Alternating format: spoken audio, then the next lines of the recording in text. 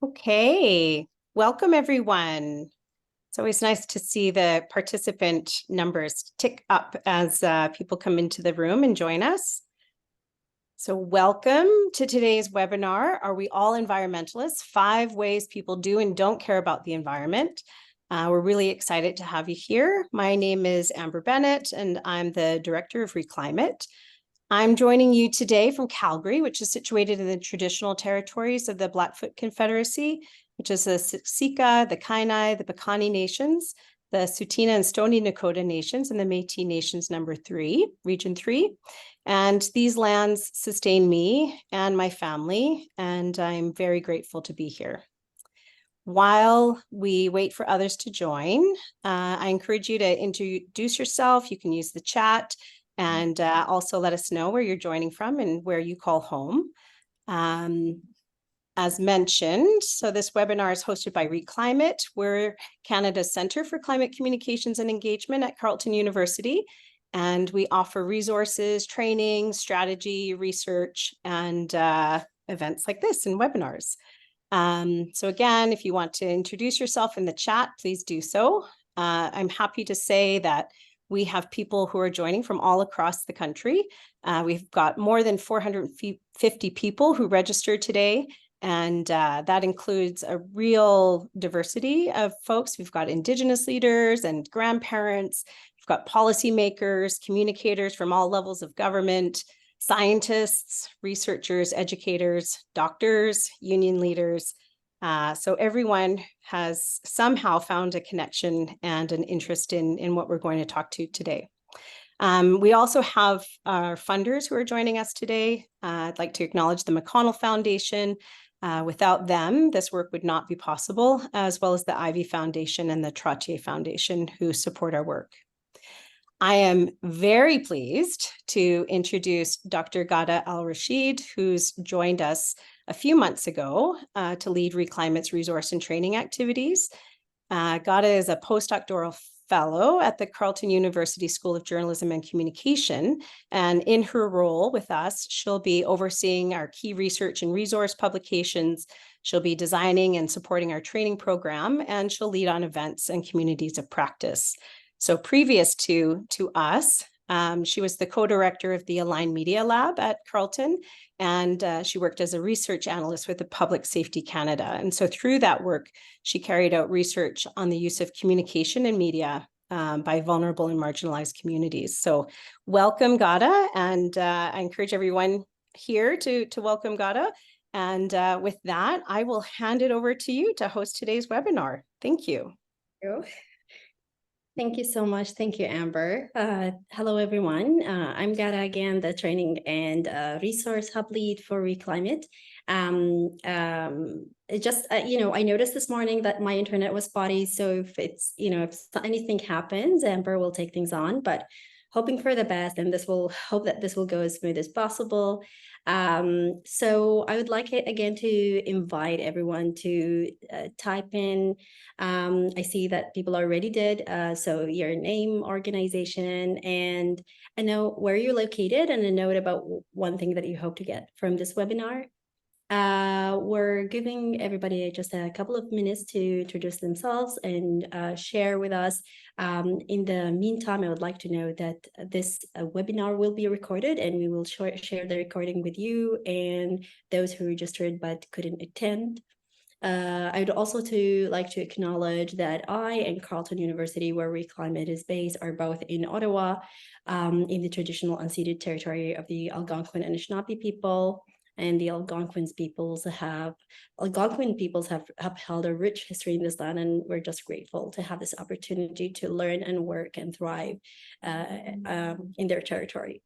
Looking at the chat, it's amazing. We have a diverse group of people from different sectors, and we're happy that you're all coming together today for this session.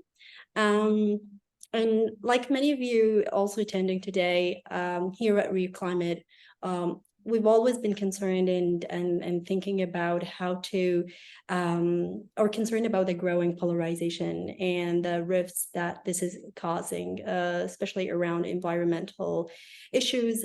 So one of our primary goals has been how to invite more people in, how to include more voices, and how to rethink of our approaches in ways that make these conversations possible. Our featured speaker, Dr. Emily Huddart, addresses this in her book, Ecotypes: 5 Ways of Caring About the Environment. Dr. Huddart is an associate professor and associate head of sociology at the University of British Columbia. Her research focusing on understanding and motivating civic engagement in environmental protection. In her recently published book, which is based on years of research and interviews, she questions the conventional notion that there is a one-size-fits approach to environmental concern, and instead she discusses a spectrum of relationships that people have with the environment, in which they care and engage with the environment differently. Throughout our time together, Dr. Huddart will guide us through her research and the alternative framework she offers for understanding environmental concern. She will help us understand the question of why we are polarized around environmental issues and what we can do about this to engage more people around climate change. After Dr. Hoddart's presentation, we'll have time for an open Q&A session. Until then, please feel free to share your thoughts or questions using the Q&A function, and we will respond to the questions, or we will take these questions later during our Q&A session. And so without further ado, Dr. Huddart. Thank you so much. Let me just share my screen. Okay, thank you very much for the introduction, Ghadah, and thank you everyone for coming. I live, work, and grew up right here at UBC on the traditional and unceded territory of the Musqueam people.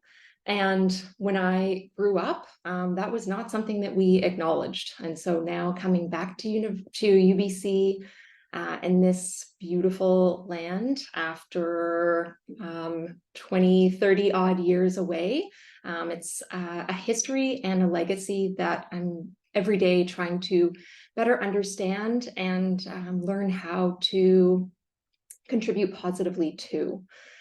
So I'm going to jump right in because I have 25 minutes and I have a lot to say. Okay, so I am an environmental sociologist, but my career in academia didn't start there. I actually began as a forestry undergraduate student. And in my 4th year, I wrote a paper in a class.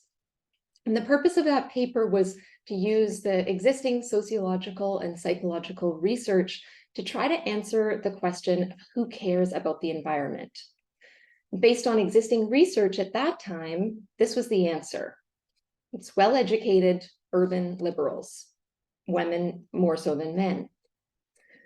But that answer left me with more questions than answers. Why these people? Is this the only way that we can care about the environment?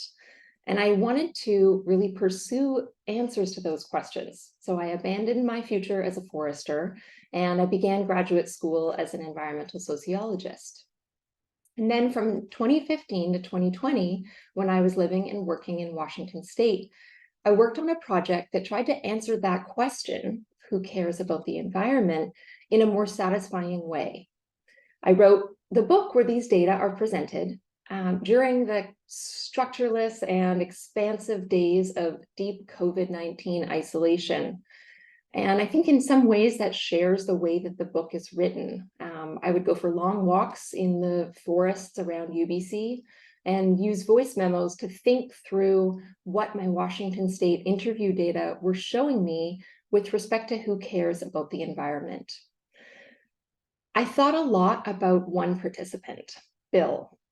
Bill is a middle-aged conservative father of 3 who also struggled with mental illness and told me that he felt at peace in nature and that he felt, in his words, a yearning to be in the quiet of the forest and the beauty of Washington's rivers and streams.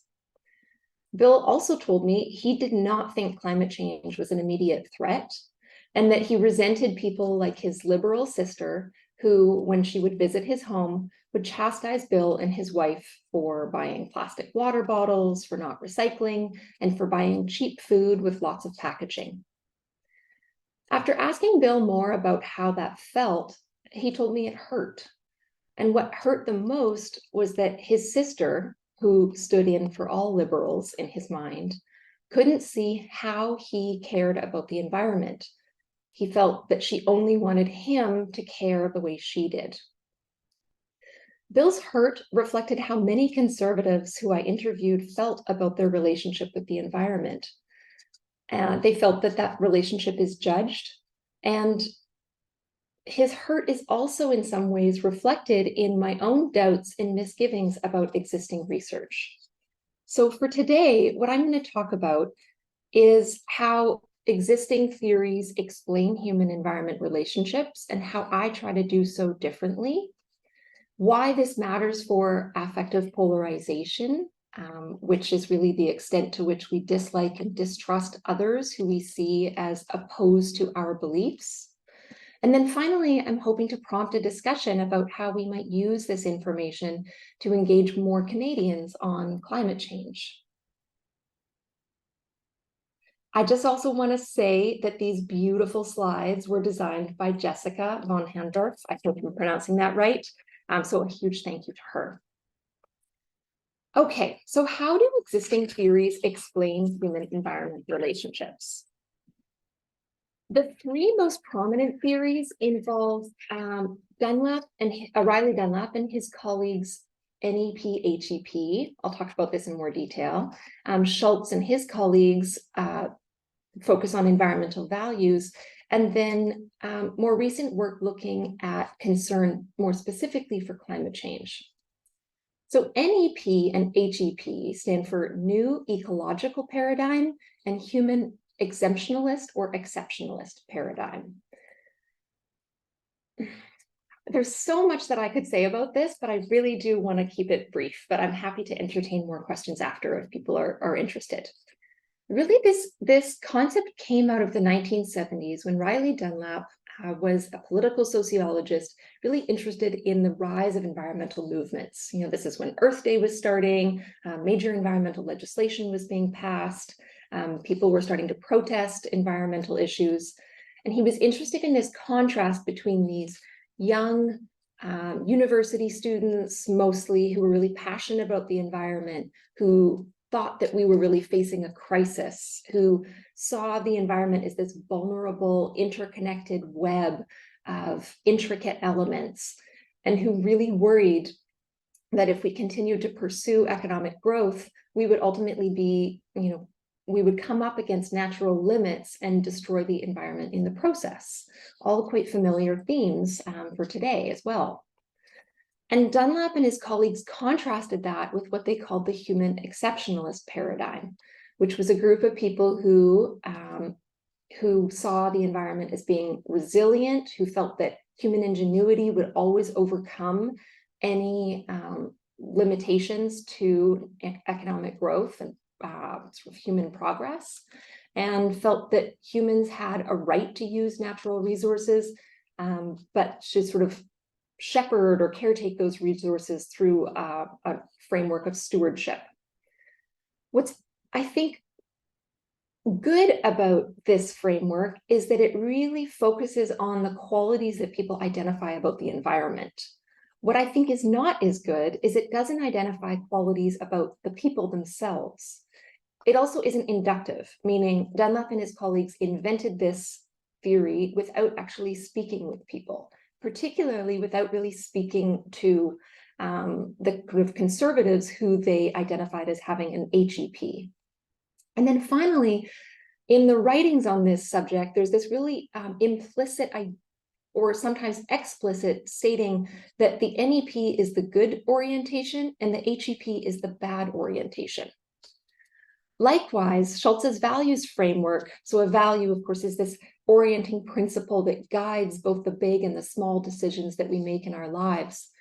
Biospheric values are those values that orient people to consider benefiting the environment in every single decision that they might make. Altruistic values are values that orient people to trying to benefit other people, whereas egoistic values are those that orient a person to prioritize their own success and comfort. Unlike the NEP, which really illuminates all of these qualities of the environment, the interesting thing about the values framework is that the environment has no qualities whatsoever. Unlike the NEP, here we do see a variation in human qualities. And also, like the NEP, we see this sort of implicit idea that biospheric values are good, altruistic values are also good, and egoistic values are bad. More recently, there's been these frameworks oriented on beliefs about and concern for climate change. Yale's Six Americas project is an excellent example of this. I really like the way this framework captures some element of the environment, the sort of crisis of climate change, and dimensions like motivation to act indirectly remind us that this framework is about people and the environment. But once again, we see a continuum for those who are familiar with the Six Americas, from the alarmed to the good alarmed people to the bad or problematic disengaged folks, without necessarily understanding why someone might be in one category or another. And so some may conclude that that comes down to the moral worth of individuals. Some people are less selfish, more knowledgeable, care more about the planet than others. In my book, I offer a different framework, the ecotypes framework. In conservation biology, an ecotype is a subset of a species that has evolved to develop slightly distinct features as an adaptation to its environment. This is how I think about human-environment relationships. Each and every one of you has predecessors whose actions and lives shape your relationship with the planet. And your current context shapes it too. The type of work you do, the people who you connect with, the people who you don't connect with, the experiences you've had. All of these quietly and sometimes really directly shape your relationship to the environment, again, in ways you can see and ways maybe you can't see. In particular, what I found most variable in the qualities that someone perceived the environment as having really was related to that element of severity, alarm, or crisis. People's perception of their moral obligations to the planet varied and influenced their relationship with this construction of the environment as well, as did their sense of how capable they were of acting on their moral ideals. And that quality of efficacy, I think, is something that's really missing from existing frameworks. These elements together shape what I call affinity, which is the intensity and feelings of connection that a person has with the environment. These dimensions give rise to the specific ecotypes. Very briefly, here's how they are constructed. The eco-engaged, that's on the figure on the left, that's at the bottom. These are the people who feel very strongly that we each need to do our part to protect the environment. They support government policy, they do what they can to reduce their own footprint, and they believe that everybody else should do so as well. The self-effacing strongly agree with those sentiments, but they feel limited in their own capacity to reduce their impact on the environment. The fatalists have a strong doubt that individuals have a role to play because they see environmental problems as really emerging from corporate control, corporate power over the government, and corporate influence over us as individuals and as consumers. And so they don't necessarily feel that they as individuals have a strong moral responsibility. Optimists doubt the crisis framing, but really believe that their own relationship to the environment is unfairly maligned.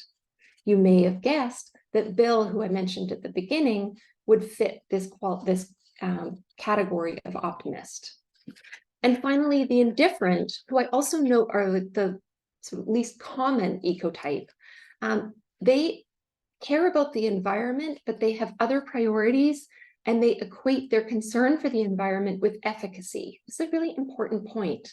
So when I would ask the different how concerned they were about the environment, they would say that they didn't even feel capable of answering that question. And then they would say like 1 out of 10. But that didn't stem from how much they actually worried about the environment. It stemmed from how much identification they had as a person who could be relied on to answer that question. These dynamics manifest, I argue, in affective polarization, because those ecotypes are actually not harmoniously sharing social space. They're actually competing for dignity and respect. They use emotions like pride, admiration, envy, anger, and resentment to solidify these distinctions between the good people who they identify with and the bad people they abhor. So all of this really does create affective polarization, which just once again is the difference between the extent to which a group likes and trusts people like themselves versus how much they dislike and distrust those who they deem their rivals or opponents.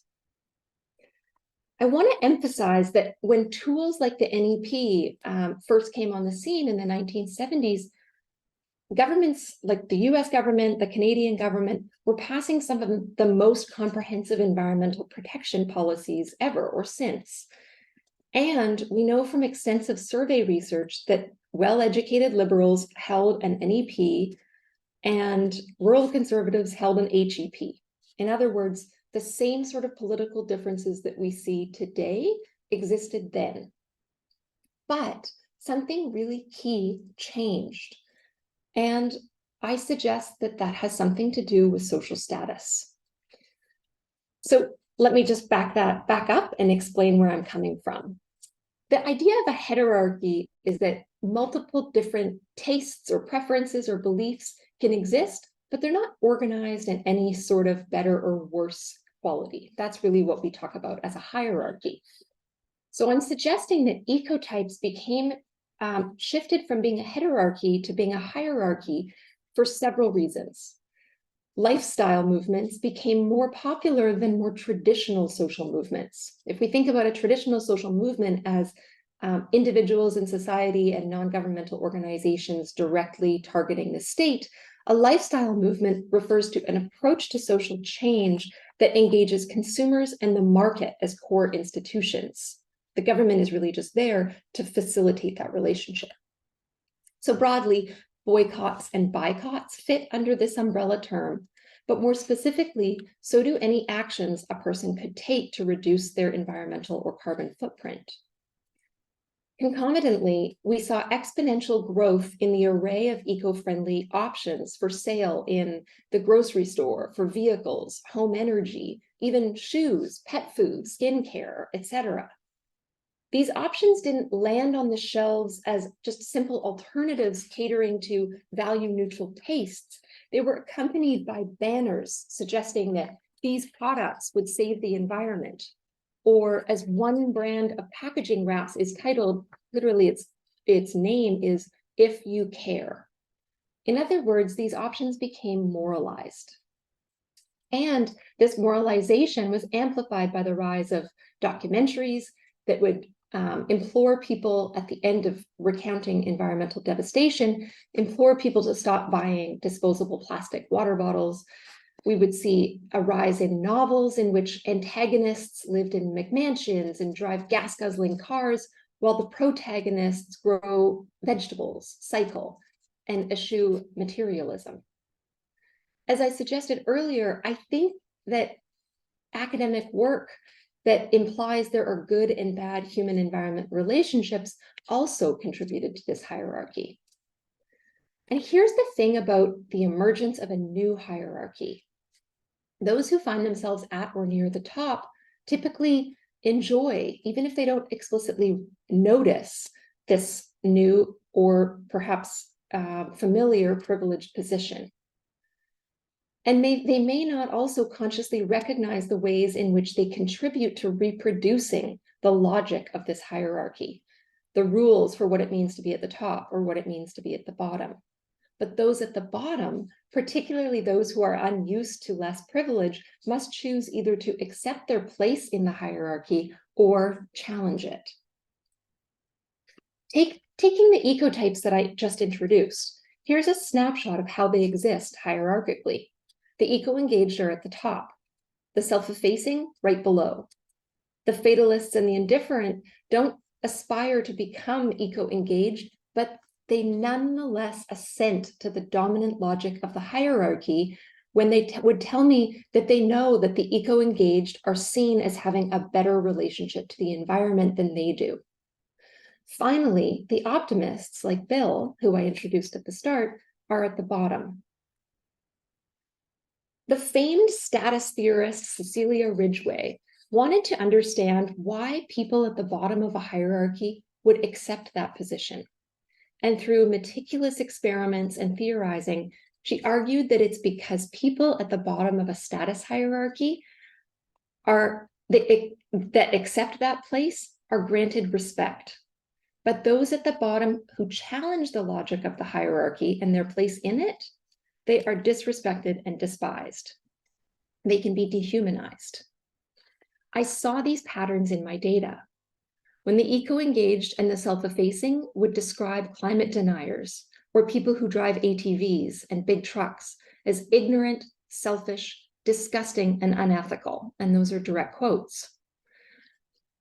At the same time, optimists would challenge the eco-engaged, referring to them as smug, self-righteous, and hypocritical. I'm only a few weeks into a new project on affective polarization in Canada. This time, I'm focusing on people who support decarbonization and those who oppose it, and how they feel about one another. Using new survey data and a measure called a thermometer scale, which literally has a picture of a thermometer where 10 at the top represents liking and trusting a group or people, where 1 represents disliking and distrusting a group. I found that those who do oppose decarbonization rate fellow opposers around 6 and supporters below 4. And looking at supporters, we can see that supporters of decarbonization rate people like them at 8 and opponents at 2. In short, our orientations to decarbonization are a basis for affective polarization. Here's my theory of why we are polarized over the environment. First of all, because we all care about the environment and we all feel that environmental protection is morally good. However, there is a wide range of views on how we should pursue environmental protection and whose job it is to do so. These views were once existed in a hierarchy or sort of parallel in social space, but they have been in recent years organized hierarchically, and that means that they are now associated with different levels of status. In this organization of the hierarchy, the high status position reflects the views and the orientations to the environment that are most commonly found with political liberals who have socioeconomic privilege, meaning they grew up in well-educated households, they earn a good income, and they're well-educated themselves. At the bottom of the hierarchy are conservatives of all sorts, older, younger, richer, poorer, well-educated, less well-educated. And this hierarchy can be seen and really felt through emotions. The eco-engaged express really strong levels of pride. The self-effacing communicated really heartbreaking degrees of guilt and shame. The fatalists and the indifferent conveyed resignation, and the optimists conveyed anger and resentment. These emotions, I argue, signal both privilege, the degree of privilege a group has, and the degree of acceptance of the hierarchy that a group espouses. So the reason that this matters for climate action is it means that when we see people opposing climate action, we have to understand that those people are also challenging a status hierarchy, and understand that doing so, challenging the logic of the status hierarchy, means that they are at risk of being disrespected and dehumanized. So to wrap up, I want to offer some concluding thoughts on how we would engage people on climate change. First of all, I think of affective polarization as white noise. If it's blasting in your ears, you won't be able to hear anything that anyone is trying to tell you, regardless of how reasonable it may be. So to put it bluntly, all the communication in the world trying to engage the disengaged, the doubtful, the dismissive, the indifferent, etc., will be unlikely to succeed without confronting the status hierarchy that I described. I think that leaves us with two options. We can challenge the logic of the hierarchy by cultivating respect for orientations to the environment that may look unfamiliar or even unethical to us. But if that feels too unpalatable, another approach might be to accept the hierarchy, but ease the barriers to entry to being more like the eco-engaged. Make iconic and eco-friendly practices like cycling, gardening, buying organic and local foods, etc., making those easier. And cultivating more cultural recognition of lifestyles that are centered on reduced consumption rather than sort of like market premium green consumption. We can challenge a hierarchy by encouraging perspective taking. So saying, I wonder why this person might have this relationship to the environment, rather than making character judgments. They have this relationship to the environment, therefore they are selfish, greedy, hypocritical, etc. That will be easier if we remember the logic of an ecotype. Biography and context shape human-environment relationships. Our relationship to the environment is powerfully shaped by social structures. And so that means we need to consider the factors that have played a role in shaping this person's life history and what their current context, what it would mean for their current context to have a different orientation to the environment. Just to offer a really specific example of that, some of the optimists that I talked to said if they all of a sudden started talking about being concerned about climate change, they would alienate their family and lose friends. When we ignore the role of social structures, we really obscure the involvement of the powerful actors that kind of benefit from this polarization. So creating a hierarchy also means looking really critically at the actors and the institutions who are actually rewarded by people in civil society disliking and distrusting one another. Because ultimately, this sort of a hierarchy divides civil society when what we really need is to find common goals.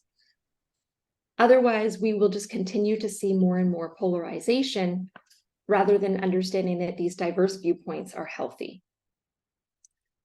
I just want to wrap up by showing you a picture of where I wrote ecotypes. I'm ending with this image as a reminder that we all care about this, even if we don't all see the same thing or feel the same way about the forests and the air around us. I also want to really thank my participants. I was just knocking on doors and asking people to participate in interviews, and almost everyone agreed. And I also want to acknowledge the funding that I had for this project and my many talented and passionate research assistants who helped along the way. Thank you so much. Thank you. Thank you, Emily. What a beautiful picture. It's so beautiful and beautiful ending. Thank you for encouraging us to challenge the status quo. And I just, what stood up, to be honest, for me is that, that when we see people opposing climate action, it is that they are opposing the hierarchy rather probably than the actions themselves, but it's that where they see. So it's, it's something that we need to keep in mind when we engage with different people. So I'll start with a question, and I would like to remind everyone to use the Q&A function to send questions. But I'll start with some questions that we have received from some of the participants when they registered. So we have received actually a bunch of questions about how recent extreme events such as wildfires and flooding and have impacted people's perceptions of climate crisis and the environment, and how they have affected these 5 ecotypes, considering, the role of, for example, of eco anxiety, or the fact that that wildfires themselves, produce a lot of carbon emissions and they contribute significantly to climate change. How do you see the impact of these events on the 5 ecotypes? Yeah, this is a really good question. So I think that for people who, like the eco-engaged and the self-effacing, who really worried, they had this palpable concern and anxiety around climate change and associated climate change with extreme events. I interviewed people in the wake of really bad, and even in the midst of really bad fire seasons. And what I found was that the eco-engaged and the self-effacing actually experience different physical symptoms and certainly emotions than did the optimists, the indifferent, or the fatalists, in particular the optimists. So the eco-engaged and the self-effacing would talk about like the pain of the stinging in their eyes. They would talk about the deep sadness about thinking about the forests and the loss and the fears about the future. And the optimists didn't talk about feeling physical discomfort. They thought this is just an inconvenience, and they would talk about how really all they have to deal with is smoke. And they would talk about their concern for the farmers who were losing their fields or their animals, or the people who were actually experienced direct loss. And so I think making sense of this, climate change is actually so abstract. It really is, like, it is a concept. The concept climate is a concept. And so to be able to link tangible things, floods, fires, hurricanes, to this abstract concept, you need to already be associated with a group that really strongly identifies that as a connection and rewards the identification of that as a connection. So I think actually, like, our emotions, even our physical sensations, are very shaped by the extent to which we associate these events with climate. I also think that with respect to, the information that, like, the amount of carbon dioxide emitted from this year's fires surpasses the amount of carbon dioxide emitted by the fossil fuel industry, for instance, in a year. I think that that is the sort of thing that would really affect the self-effacing most, like sort of really making them feel like it's extremely hopeless, and probably also affect the fatalists in that same way. Oh, thank you. This is interesting. It's interesting to see that, it's not only about how they engage with the environment, but also with climate crisis, that the engagement is different from one ecotype to another. Another question was about, actually more than a question also, is about misinformation and disinformation, and what is the space for this in 5 ecotypes, or how does it impact these 5 ecotypes? Yeah, another really good question. So I think, I have so much to say. There's this whole work on fossil fuel capital and the way that fossil fuel, like, if people are familiar with the corporate mapping project, out of UVic and with CCPA, there's a lot of information about the way in which fossil fuel companies have influenced lobbying, politicians, creating doubt and skepticism around climate change. But I kind of feel like it always leaves me with this question, well, like, why do some people fall for that? And then thinking about misinformation and disinformation, I think about the ways in which we're all shaped by, we all fall for things. I think that the eco-engaged fall for greenwashing all the time. That's a type of misinformation and disinformation. The self-effacing really worry about falling for greenwashing because they tend to have less socioeconomic privilege. And so they're constantly dealing with this tension of the ideal low-income consumer who's supposed to be frugal and wise with their money at the same time as they're pulled by this ideal environmentalist who's supposed to have these biospheric values where you put your concern for the environment above all else. So I think understanding that that's a type of misinformation that even people who might seem more familiar to us can be susceptible to. I found that fatalists were really susceptible to conspiracy theories. And I'm really interested in recent research that shows that people who are influenced by conspiracy theories are often people who feel extremely powerless in the world in general, and they're really grasping at a theory to try to make sense of what feels like this chaotic and nonsensical world around them. The optimists are definitely the most likely to fall for this sort of fossil fuel misinformation campaigns. And I believe that that's because that information feels good because it is a direct challenge to the eco-engaged. It's a direct challenge to the top of this hierarchy who's saying climate change is a crisis and we all have to do something about it. And then the indifferent, I think, are just unlikely to really take a stance on information, misinformation. So I don't know what they would do or what information would shape their beliefs.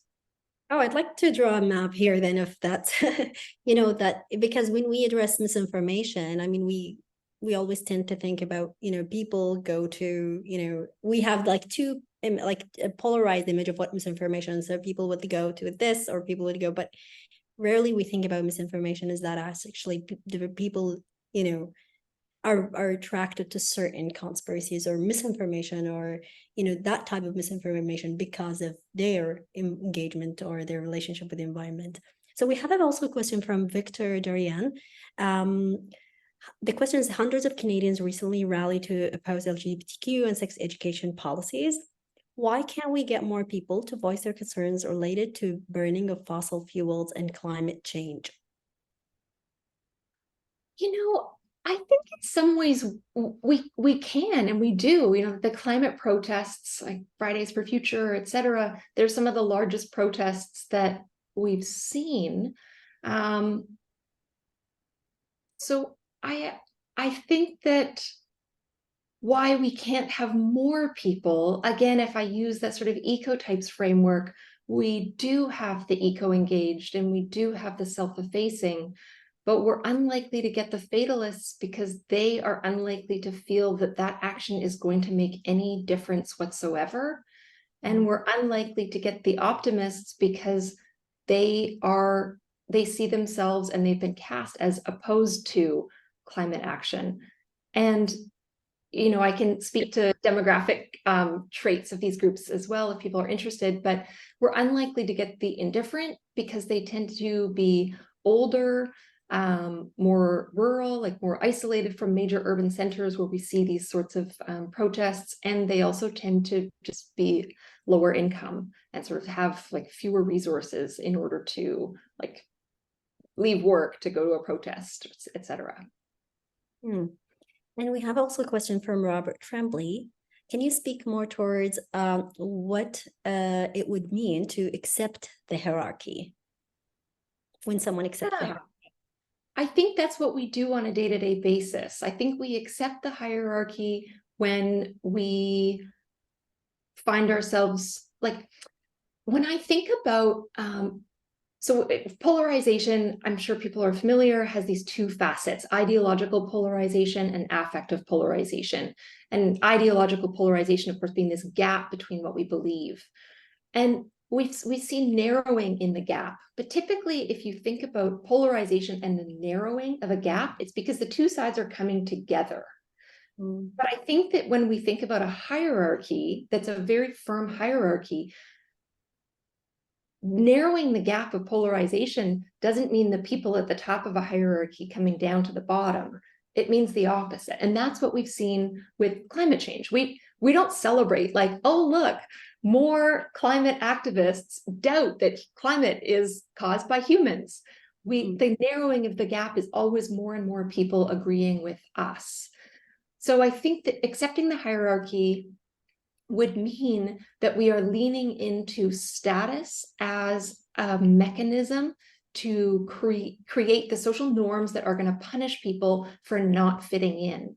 So again, if someone's going to deny climate change vocally, they will be disrespected and dehumanized unless they find enough people around them who feel the same way, and they can put bumper stickers on their trucks that give the middle finger to Trudeau, and they can vote for increasingly right-wing leaders who affirm their own beliefs. I feel like I'm illustrating, right, like the sort of extreme politics that results from a status hierarchy that becomes one in which the people at the bottom can never move up in the hierarchy and maintain their social identities. Okay, and also we have a question from Jennifer Nathan. Jennifer said, I think a huge part of the problem contributing to the polarization is the massive amount of propaganda coming from direct sources pushed out from fossil groups and digital influencers that support the propaganda. How can you address the confirmation bias that allows a huge chunk of the population to stick to their camp that amplifies their perceived identities? In other words, how do we create awareness of the false messaging and supporting the actual solutions? So, like I said, I think about affective polarization as white noise. And so if you have headphones blasting white noise in your ears and someone is saying, hold on, you gotta really, like, let's look at the motivations and the incentives of this group to be sending this message, nobody's gonna be able to hear that. And I think that's how affective polarization works. I don't think that we will be able to calmly, reasonably, rationally, and logically reach out to people who feel that they are at the bottom of a hierarchy unfairly and say, listen, you got to see things from my perspective, while there are still cultural messages that encourage disrespect and dehumanization of perspectives that are unlike our own. So I'm very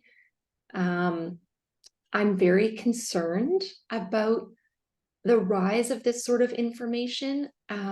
This is a bit of a cul-de-sac, but a recent paper looked at the potential for generative AI to produce misinformation messages about climate change versus humans writing misinformation.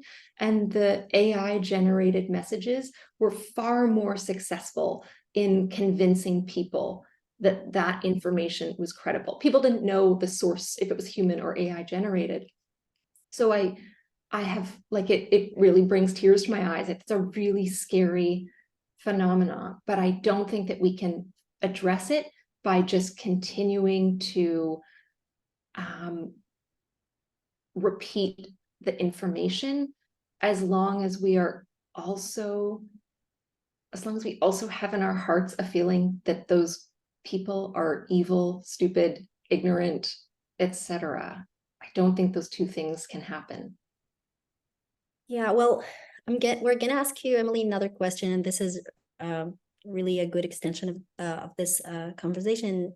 Well, a question from Florine Lemoine. Sorry if I'm mispronouncing. This is an absolutely beautiful and humanist, in the best sense of the term, perspective. I wonder, though, how to avoid the risk of relativism with the acceptance-based perspective. So that, in other words, it's like, oh, it's the way they are and we have to respect it. And so we fall in the risk of stop trying to shift the needle around climate.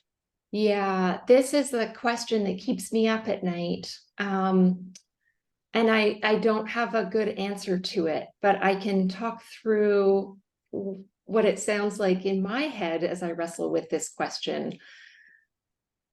I think that when we think about moral relativism as a bad thing, it's because it could open. So if we think about moral relativism, it's the idea that, like, okay, there's this range of actions, and they may not be neither like good nor bad, but they're just different.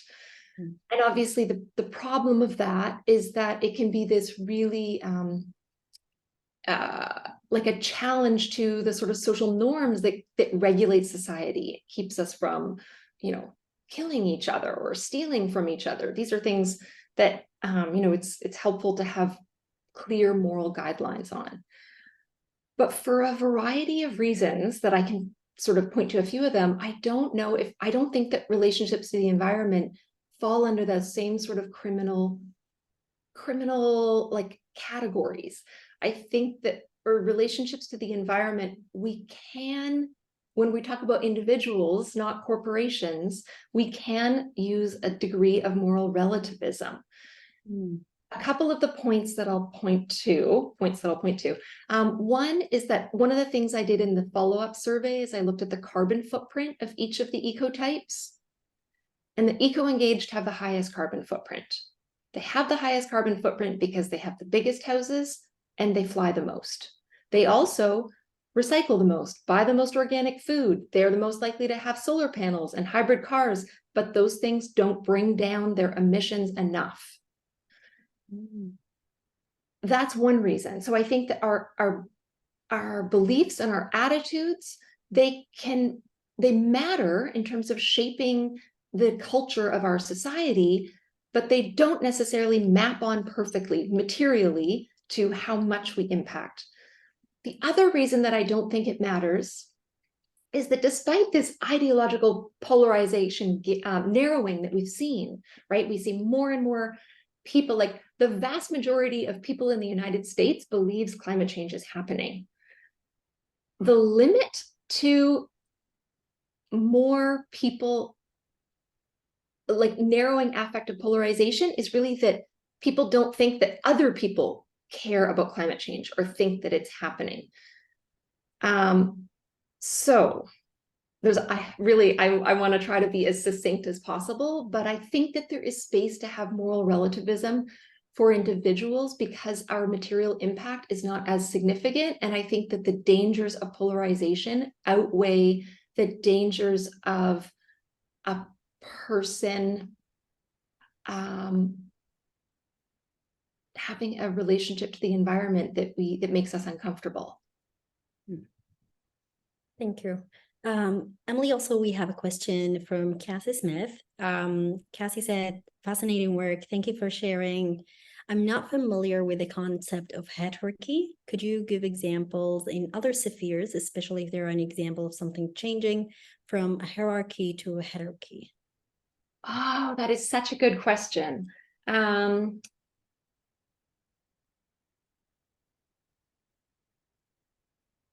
I wish I had, so the sociologist Michelle Lamont is the person who has really spoken most about heterarchy. So I wish I had her article right here with me so that I could quickly read it and give an answer that she would give.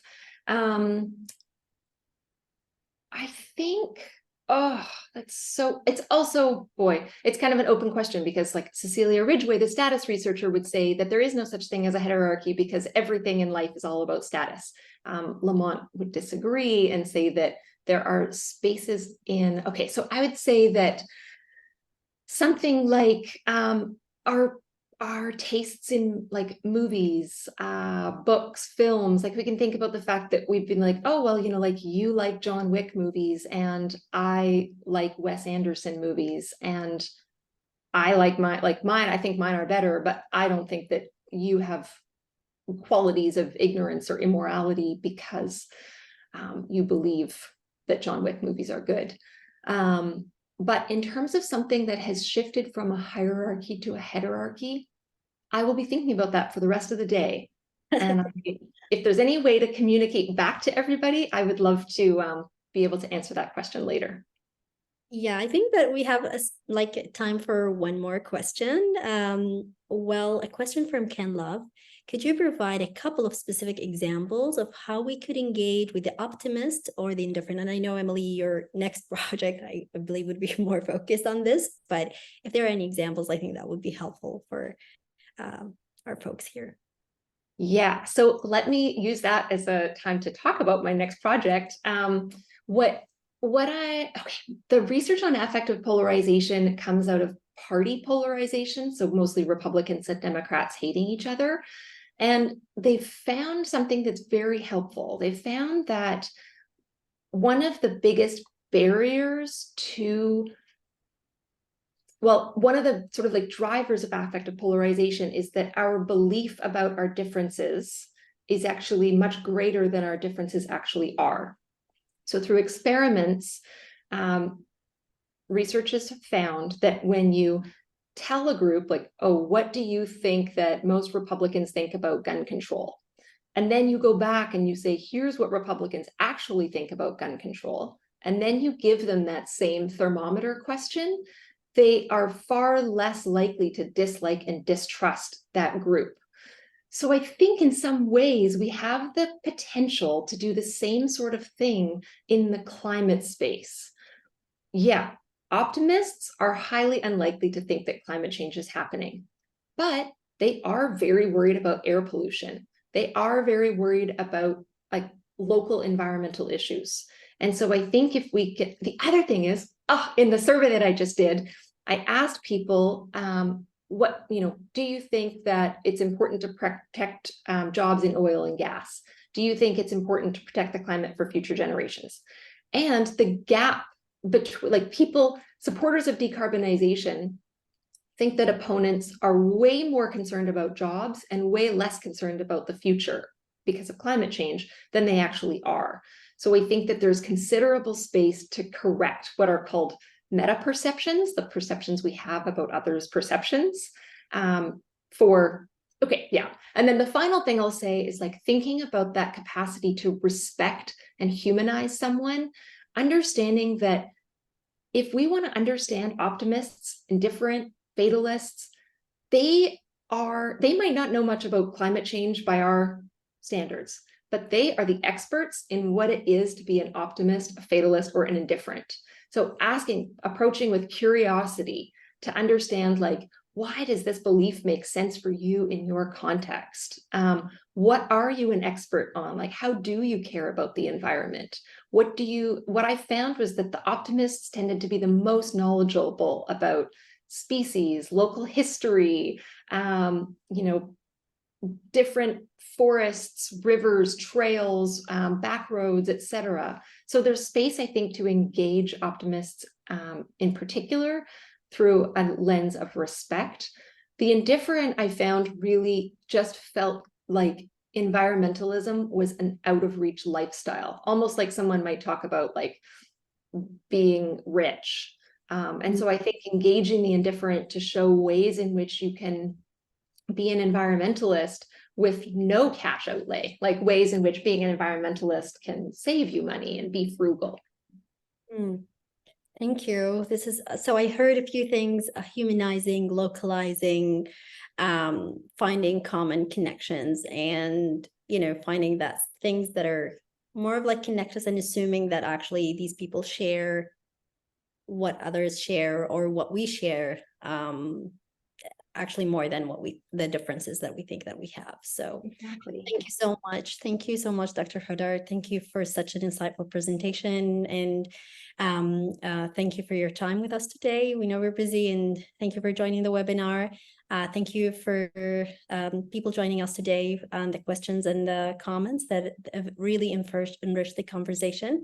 I'd like to let everyone know that Dr. Huddart also has let us know that there's a special discount for her book, and that discount is through when you purchase the book from the publisher website. And Jessica posted in the chat the link for the website and the discount code. We also we will send the webinar recording to everyone, and the slide deck, and some some takeaways. For those of you who are not following Re.Climate, please sign up on our website and follow us on LinkedIn. And also, if you have any questions about our training, our webinar, please reach to us directly at Ghadah@reclimate.ca. Finally, we have included a link to a follow-up survey, which will appear once you leave the webinar. Please take a few moments to provide us with your feedback, which will be important for us. Thank you, everyone. Thank you, Emily. Thank you so much, Ghadah. Thank you, Amber and Jessica as well. And thanks everyone for coming. Thank you.